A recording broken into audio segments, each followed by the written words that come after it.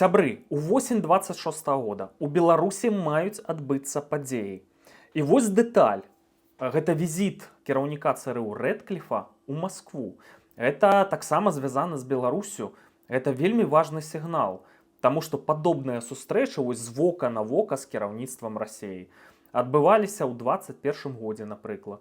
Амерыканцы ведалі інфармацыю пра тое, што Расія рыхтуе поўнамаштабную вайну, у тым ліку з тэрыторыі Беларусі. І тагачасны кіраўнік ЦРУ Бёрнс прылятаў у Маскву, папярэджваў пра наступствы.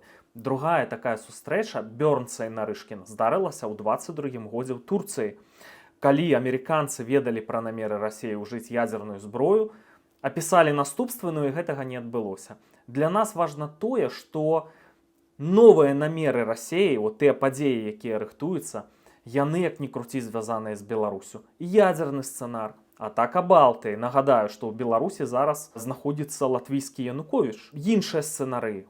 Паўторны наступ на Украіну, калі там надумаюцца нейкія ударныя кулакі ствараць. Падобных тэндэнцый сёння не відаць.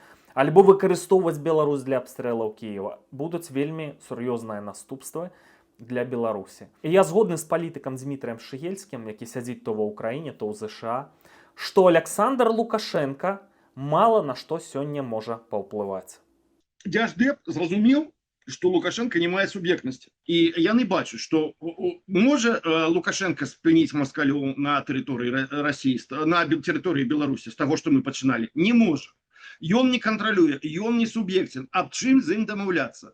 Калі трэба было перадаць вестачку Владимиру Владимировичу, тады сустрэліся, Азэмцік прывезлі, там якую-то колькасць палітзняволеных забралі, тым больш Трамп вельмі хацеў прэмію міра, для гэтага палітзняволеныя вельмі падыходзілі.